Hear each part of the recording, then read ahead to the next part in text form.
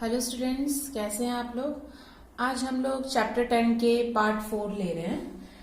अब उसमें हम लोग एक टॉपिक ले रहे हैं। हम लोगों ने आगे माइटोसिस पढ़ा था, तो अब आ रहा है मियोसिस टॉपिक। ठीक है, मियोसिस के दो मेन मेजर होते हैं प्रोसेस। पहला आता है दैट इज द मियोसिस 1। ठीक है, अब मियोसिस 1 में सबसे फर्स्ट हम लोग जैसे बोलते हैं दैट इज द प्रोफेस 1। ठीक है, प्रोफेस 1। फिर आएगा प्रोफेस के बाद जैसे हम लोगों ने जैसे जैसे पढ़ा हुआ है मेटाफेस 1, मेटाफेस 1। ठीक है, anaphase 1 and last is telophase 1। ये क्या है? मियोसिस। बट बेटा यहाँ पे प्रोफेस है ना, वो सबसे लंबा प्रोसेस चलता है। और वो लंबा प्रोसेस चलने में वो मेनली वो अलग अलग 5 डिफरेंट फेजेस से होके पूरा एक कंप्लीशन प्रोफेस 1 हमारा बनता है। ठीक है, उसमें आता है सबसे फर्स्ट है that is leptotene. Clear? Next is zygotene, next is pachytene, next diplotin, and the last one is diakinesis. Clear? तो ये मेजरली प्रोफेस 1 के ये सारे 5 फेजेस हैं। तो बेटा अब हम पढ़ते हैं, फर्स्ट आता है दैट इज दी लैक्टोटिन। प्रोफेस 1 का फर्स्ट आ रहा है दैट इज दी लैक्टोटिन। ओके, तो लैक्टोटिन स्टेज होता है वहां पे जो क्रोमोसोम हम लोगों को यहाँ पे ये न्यूक्लियस में जो क्रोमोसोम देखने को मिल रहा है, क्रोमोसोम्स प्रेजेंट होता है, वो मुझे लाइट माइक्रोस्कोप के अंदर विजिबल होता है। लाइट माइक्रोस्कोप में मुझे थोड़ा सा दिखने को लगता शुरू हो जाता है। ठीक है, जो क्रोमोसोम्स होते हैं वो पूरा एक कॉम्पैक्ट पैक्ट हो जाते हैं, एक जैसे झुंड में रहना शुरू कर देते हैं। ठीक है, इस तरह से ये कॉम्पैक्शन में होना शुरू हो जाता है। अब वैसे ही इसके बाद हम लोगों ने लैक्टोटिन पढ़ लिया। अब इसी के बाद नेक्स्ट आता है दैट इज दी जाइगोटिन। ठीक है, वो जो कि सेकेंड फेज बोलते हैं उसको। यहां पे जो क्रोमोसोम्स होते हैं वो क्या हो जाते हैं बेटा, पैर में होते हैं। देखो फर्स्ट जो था ना वो ऐसा था,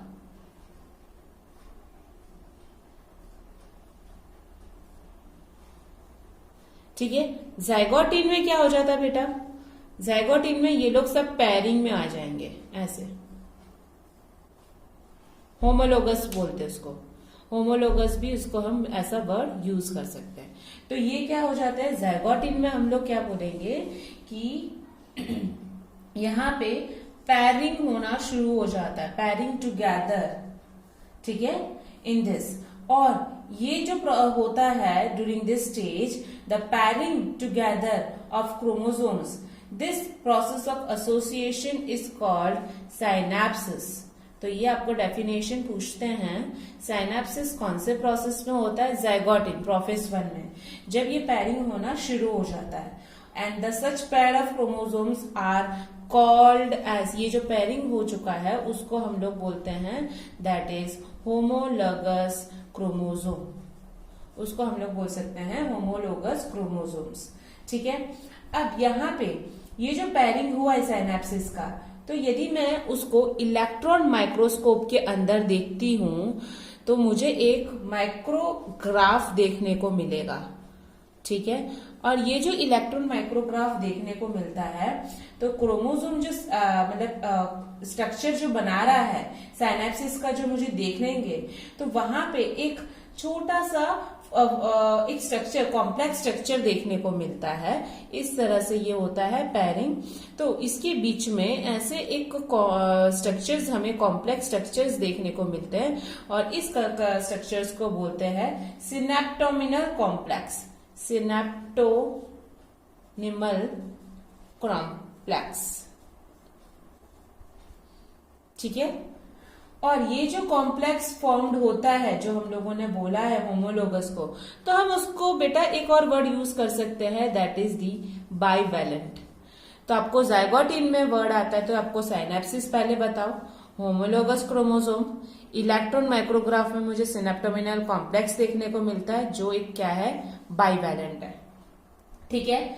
और उसको टेट्राड भी बोलते हैं, 1 2 3 4 है ना, तो टेट्राड वर्ड भी बोला जाता है, ठीक है। अब नेक्स्ट फेज आता है जाइगोट-इन के बाद, जो छोटा सा, उसके बाद जाइगोट-इन के बाद एक छोटा फेज आता है, उसको हम लोग बोलते हैं पैकाइटिन,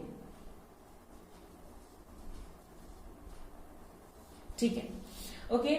ये जो हम लोगों ने बोला कि ये जो 4 क्रोमैटिड्स है क्रोमोसोम्स के, ये 4 क्रोमैटिड्स है जो हर एक बाइवैलेंट का, तो मुझे यहाँ पे एक रिकॉम्बिनेशन नोड्यूल्स देखने को मिलता है, रिकॉम्बिनेशन नोड्यूल्स देखने को मिलता है, जहां पे क्रॉसिंग ओवर भी, दैट इज ये क्या होगा, नॉन सिस्टर क्रोमैटिड्स बोलते हैं, ये अलग क्रोमोसोम है, ये अलग क्रोमोसोम्स है, तो इसको हम लोग बोलते हैं that is non sister chromatids. तो इन दोनों के बीच में सारे जेनेटिक मटेरियल का ट्रांसफर होता है, और जो ट्रांसफर होता है ना बेटा, उसको हम लोग बोलते हैं दैट इज क्रॉसिंग ओवर, याद रखिएगा, बहुत इंपॉर्टेंट है, ठीक है। तो कोई भी एक्सचेंज ऑफ जेनेटिक मटेरियल होता है, उसको हम लोग क्या बोलते हैं, दैट इज क्रॉसिंग ओवर। और क्रॉसिंग ओवर किसके बीच में होता है, कोई भी 2 होमोलोगस क्रोमोसोम्स के बीच में ये क्रॉसिंग ओवर होता है ना। क्रॉसिंग ओवर ये करने के लिए, ये इतना जो एक्सचेंज ऑफ जेनेटिक मटेरियल, तो ये एक एंजाइम बेस्ड प्रोसेस है, ठीक है। ये जो एंजाइम उसको ये जो करवाता है, वो एंजाइम का नाम है रिकॉम्बिनेज, याद रखना, उसका नाम है रिकॉम्बिनेज, ठीक है। तो क्रॉसिंग ओवर क्या होता है, जो रिकॉम्बिनेशन ऑफ जेनेटिक मटेरियल कोई भी 2 क्रोमोसोम्स का करवाता है, और विद द हेल्प ऑफ ये एंजाइम, ठीक है। तो रिकॉम्बिनेशन होमोलोगस का जैसे ही कंप्लीटेड हो जाता है, कब, पैकाइटिन के एंड में ये हो जाता है, और वो क्या करता है, वही क्रोमोसोम लिंक्ड होता है at the site of crossing over. तो पैकाइटिन में क्या होगा, हम क्या पढ़ा था हमने, that is the crossing over. Now अब नेक्स्ट स्टेज आता है, दैट इज दी डिप्लोटिन, ठीक है, 4th नंबर का है डिप्लोटिन। अब हम लोगों ने जो पढ़ा था सिनेप्टिनल कॉम्प्लेक्स, ये पढ़ा था, ये सिनेप्टिनल कॉम्प्लेक्स, ये है ना, क्रोमोसोम्स के अंदर क्या हो जाते हैं, डिसॉल्व हो जाते हैं। तो हम लोग बोलेंगे डिसॉल्यूशन ऑफ सिनेप्टोनिमल कॉम्प्लेक्स, ठीक है। और जो रिकॉम्बिनेशन होता है होमोलोगस क्रोमोसोम का, इस बाइवैलेंट का, वो क्या हो जाते हैं, सेपरेट होना शुरू होते हैं, पर एक्सेप्ट क्रॉसिंग ओवर, जहां से सपोज यहां से यही एक ऐसा मीडियम है जहां से सारे मटेरियल का क्रॉसिंग ओवर हो रहा है, तो वहां पे ये सिनेप्टोनिमल कॉम्प्लेक्स डिसॉल्यूशन नहीं होगा। तो except crossing over synaptonemal complex become dissolved, okay. अब यहाँ पे जो हमें ये एक्स शेप का, ये एक्स दिख रहा है, एक्स, जो एक्स शेप का स्ट्रक्चर मुझे देखने को मिल रहा है, उसको मैं बोलती हूँ चेस्माटा, बहुत इंपॉर्टेंट है बेटा, याद रखना, ठीक है, उसको हम लोग बोलते हैं चेस्माटा। तो कुछ ऐसे वर्टिब्रेट्स होते हैं जिनके ऊसाइड्स में मुझे ये जो डिप्लोटिन स्टेज होता है, वो कभी कभी मंथली, ईयरली भी वो चलता है, ये डिप्लोटिन स्टेज ऐसा है कुछ वर्टिब्रेट्स के अंदर, ठीक है। अब बेटा डिप्लोटिन के बाद हमारा लास्ट स्टेज आता है, दैट इज डायाकाइनेसिस, ठीक है। ये एक मियोटिक प्रोफेस का सबसे फाइनल स्टेज होता है, जहां पे हम लोग बोलते हैं कि इट इज टर्मिनलाइजेशन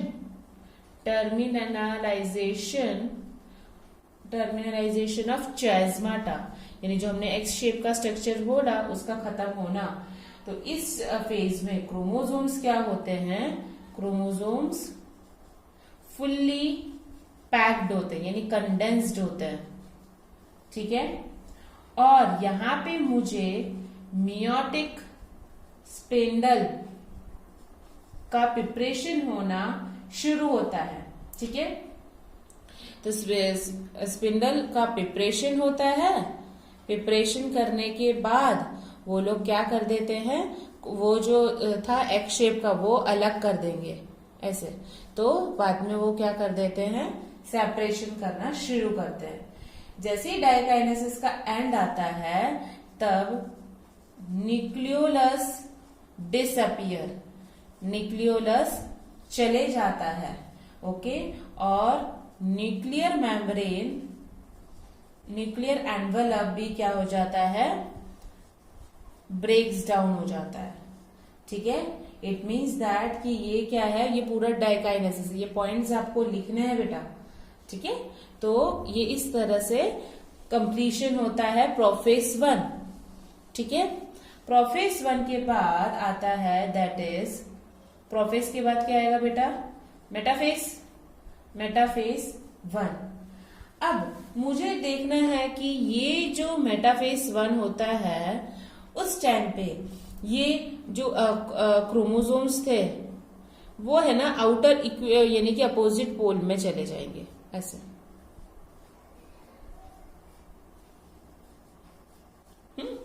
तो chromosomes, bivalent chromosome align at an equatorial, sorry, तो बेटा ये इक्वेटोरियल अपोजिट पोल में नहीं जाएंगे, मेटाफेज प्लेट बनाएंगे जैसे हम लोगों ने आगे पढ़ा, ठीक है। ये ऐसे हो जाएंगे,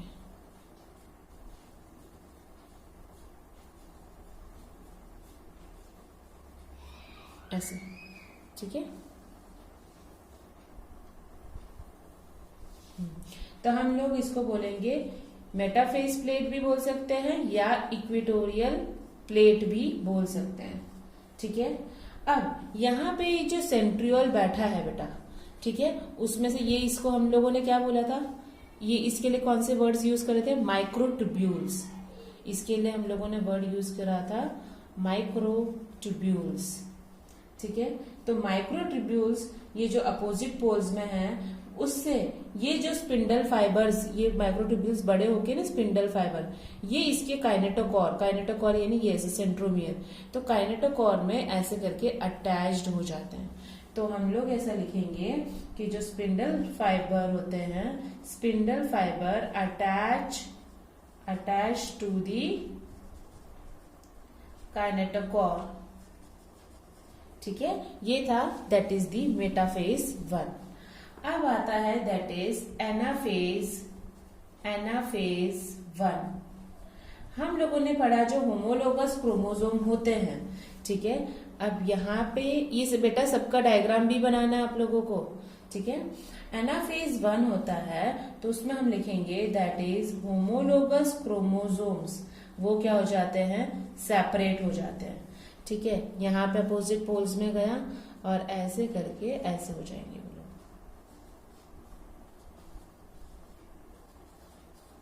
okay. While sister chromatids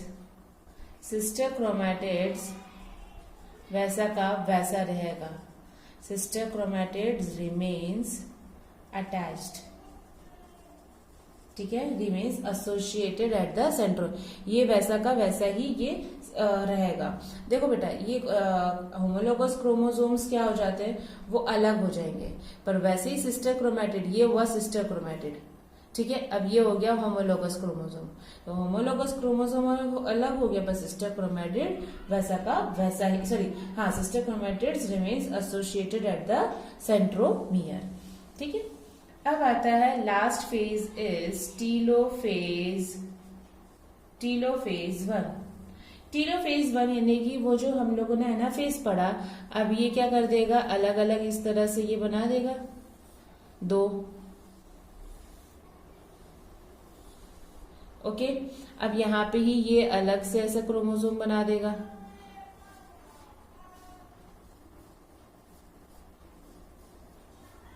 okay.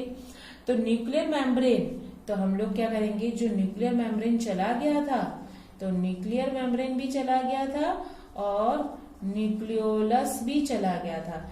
Nucleolus, वो सब कुछ वापस देखने को मिल जाएंगे। ठीक है, और साइटोकाइनेसिस के बाद 2 सेल्स आ जाएंगे, तो डायड ऑफ सेल्स हम लोग बोलते हैं। ओके, और बहुत सारे टाइम पे ये जो क्रोमोसोम्स होते हैं वो डिस्पर्जन में चले जाते हैं, और एक एक्सट्रीमली स्टेज में ये क्या करते हैं, न्यूक्लियस का भी अलग कर देते हैं। इसी टाइम पे 2 मियोटिक डिवीजन होते हैं, और उसको हम लोग बोलते हैं इंटरकाइनेसिस। तो याद रखिए ना, जैसे मैंने बताया मियोसिस प्रोसेस होता है, वो मियोसिस 1 और मियोसिस 2। तो मियोसिस 1 और मियोसिस 2 के बीच के इंटरवल को इंटरकाइनेसिस बोला जाता है। ठीक है, जो बहुत ही छोटे टाइम पीरियड के लिए होता है।